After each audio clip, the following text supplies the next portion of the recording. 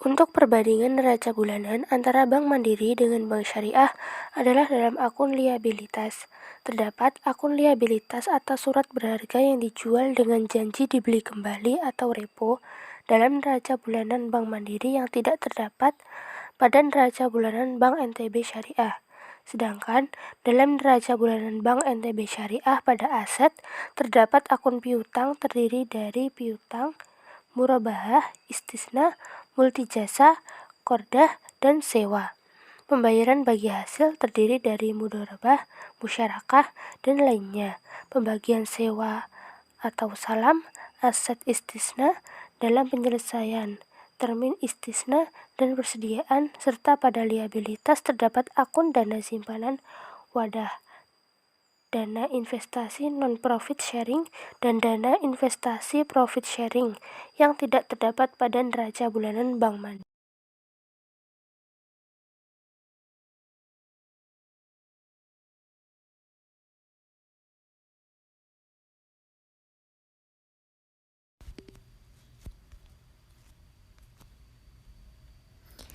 Laporan laba rugi triwulan.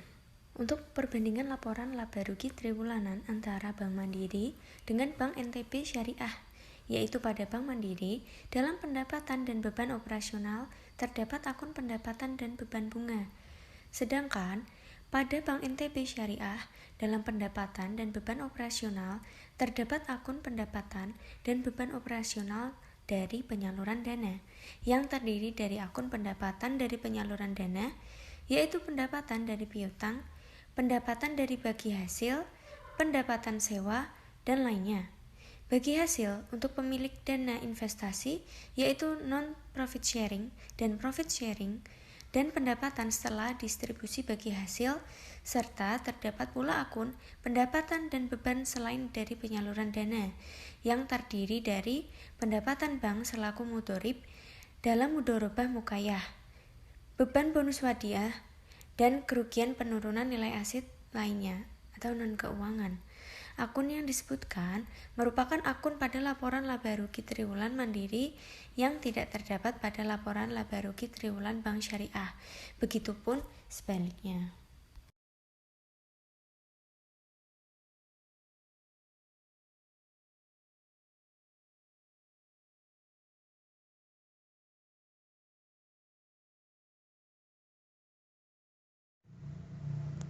Laporan komitmen dan kontingensi bulanan. Untuk laporan komitmen dan kontingensi bulanan pada Bank Mandiri, tepatnya pada akun tagihan komitmen, tidak terdapat akun lainnya. Sedangkan pada Bank NTB Syariah terdapat akun tersebut. Kemudian pada Bank NTB Syariah juga terdapat akun kewajiban kontingensi, sedangkan pada Bank Mandiri tidak ada akun tersebut. Lalu pada Bank NTB Syariah dalam akun tagihan kontingensi terdapat akun garansi yang diterima dan pendapatan dalam penyelesaian atau terdiri dari murabahah, istina, sewa, bagi hasil, dan lainnya. Sedangkan pada Bank Mandiri dalam akun tagihan kontingensi hanya terdapat akun garansi yang diterima saja.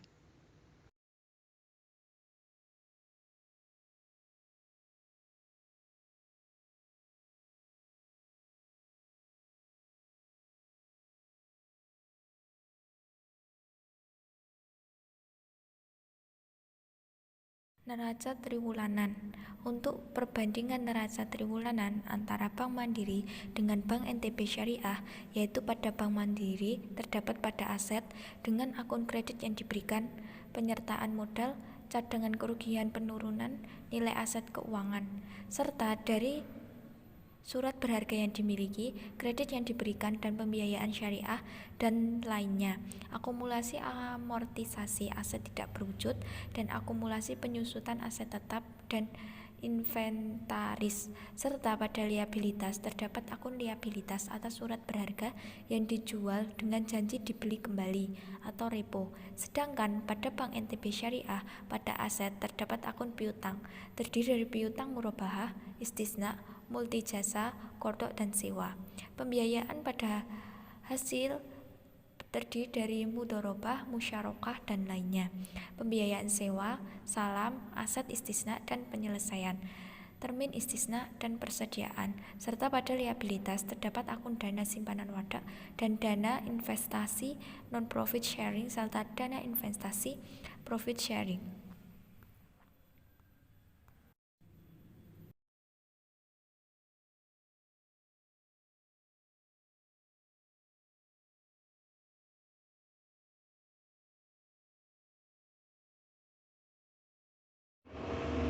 Perbedaan laporan laba rugi triwulan antara Bank Mandiri dengan Bank NTB Syariah, yaitu pada Bank Mandiri dalam pendapatan dan beban operasional terdapat akun pendapatan dan beban bunga, sedangkan pada Bank NTB Syariah dalam pendapatan dan beban operasional terdapat akun pendapatan dan beban operasional dari penyaluran dana, yang terdiri dari akun pendapatan dari penyaluran dana, yaitu pendapatan dari piutang, pendapatan dari bagi hasil, pendapatan sewa, dan lainnya.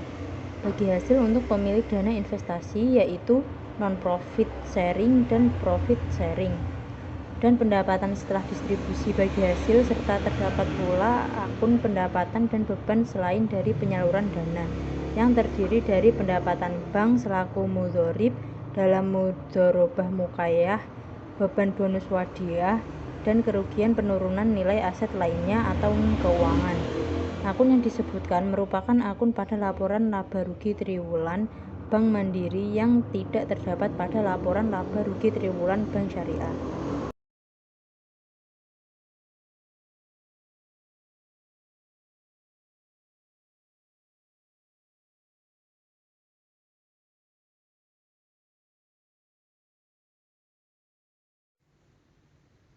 Laporan komitmen dan kontingensi triwulanan. Untuk perbandingan laporan komitmen dan kontingensi triwulanan antara Bank Mandiri dengan Bank NTB Syariah, yaitu pada Bank Mandiri, dalam akun tagihan komitmen terdapat akun posisi pembelian spot dan derivatif yang masih berjalan.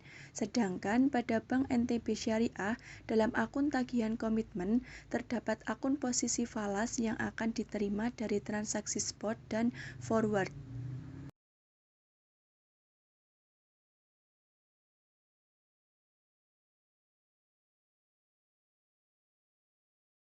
Perbandingan perhitungan rasio keuangan.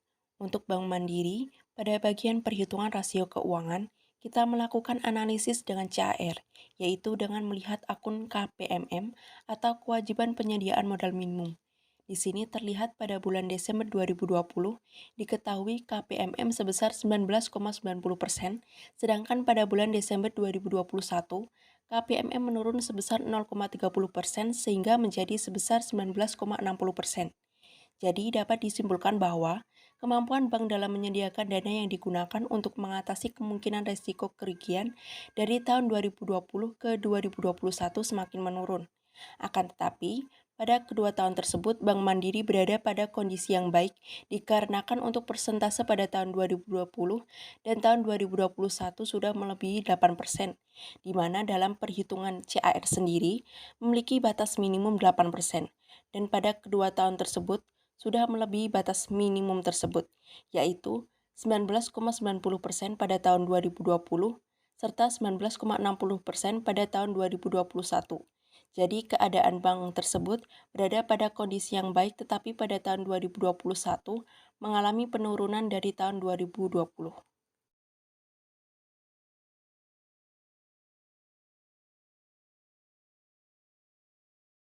Kemudian untuk Bank NTB Syariah, pada bagian perhitungan rasio keuangan, kita melakukan analisis dengan CAR, yaitu dengan melihat akun KPMM atau kewajiban penyediaan modal minimum. Di sini terlihat pada bulan Desember 2020 diketahui KPMM sebesar 31,60%, sedangkan pada bulan Desember 2021 KPMM menurun sebesar 2,07% sehingga menjadi sebesar 29,53%. Jadi dapat disimpulkan bahwa kemampuan bank dalam menyediakan dana yang digunakan untuk mengatasi kemungkinan resiko kerugian dari tahun 2020 ke 2021 semakin menurun. Akan tetapi, pada kedua tahun tersebut, Bank NTB Syariah berada pada kondisi yang baik, dikarenakan untuk persentase pada tahun 2020 dan tahun 2021 sudah melebihi 8%, di mana dalam perhitungan CAR sendiri memiliki batas minimum 8% dan pada kedua tahun tersebut sudah melebihi batas minimum tersebut, yaitu 31,60% pada tahun 2020 serta 29,53% pada tahun 2021.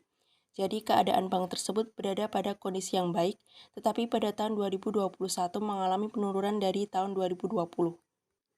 Lalu dapat ditarik kesimpulan bahwa kedua bank tersebut yaitu Bank Mandiri dan Bank NTB Syariah sama-sama berada pada kondisi yang baik, tetapi pada tahun 2021 mengalami penurunan dari tahun 2020 berdasarkan perhitungan rasio keuangannya.